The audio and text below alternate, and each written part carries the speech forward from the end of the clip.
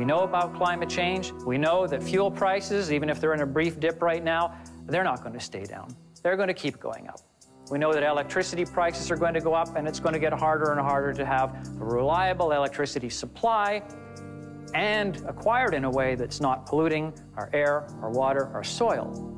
So we have big challenges. Why don't we start by acknowledging they're there and choosing a different way forward?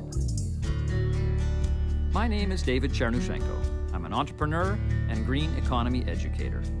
I think the way we get our energy and use it falls far short of our potential. I don't think there's anyone in the room who says, I'd rather have more polluted air, I'm a big fan of coal, and I'd like to see more nuclear reactors built. In my effort to live more lightly, I've been trying to make smarter choices about food, water, waste, and especially energy. Energy has always intrigued me. It's right there in the words, energy and power. In 1999, my wife and I decided to start generating power on the roof of our downtown Ottawa home. We wanted to do something about where we sourced our energy, to make a statement, even if just a small one. We didn't need solar panels, after all. We were on the grid and had all the energy we could ask for, reliable, on demand, and so cheap it could be wasted, and sometimes was. I wanted our panels to feed electricity into the power system, to be grid intertied.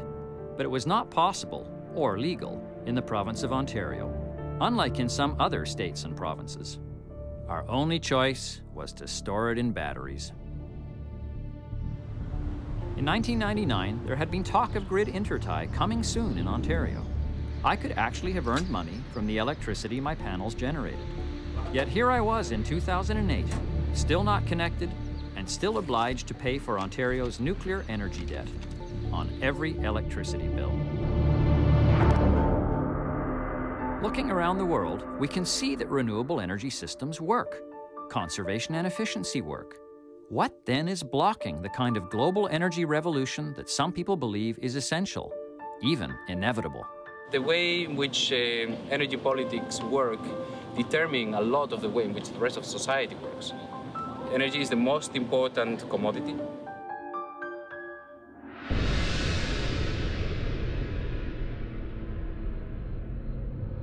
The tar sands are the world's largest capital project, where the people with the money, if you will, or with power, make decisions that might not be in our best interest. We seem stuck in old ways of sourcing our energy and consuming it.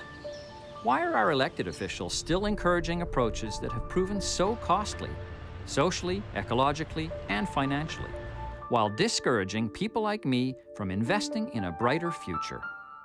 We have always had the ability to develop renewable energy on a scale that we need. It's always been a question of, do we have the will to do it?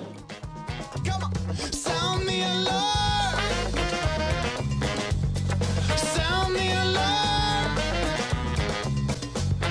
Sound the alarm. Sound the alarm. It's up to us as consumers and generators right across the province to demonstrate that we don't need another nuclear plant. Then I heard about Germany's successful minimum price law, also known as the feed-in tariff. Every little town that you went through, you saw solar panels on many, many rooftops. As you drove through the countryside, it would be nothing to see 4 or 5 windmills. Charles Darwin, what did he say? Survival of the fittest. Wrong. What he actually said, it's in front of you, is it's not the strongest species that survive, nor the most intelligent, but the ones who are most responsive to change. Changes happen. Big changes happen. The survivors are the ones who are able to adapt. The survivors are the ones who anticipated and started taking steps. But I like to talk about more than survival. How about the people who thrive? We thrive when we anticipate. We thrive when we have, and I'll use this word, we've acquired resilience. My family had been planning a trip to Europe in the spring of 2008. This was my chance to see Germany and learn more about the feed-in tariff firsthand. And I could check out a few other energy leaders while I was at it. I would document my journey and seek out answers to some burning questions.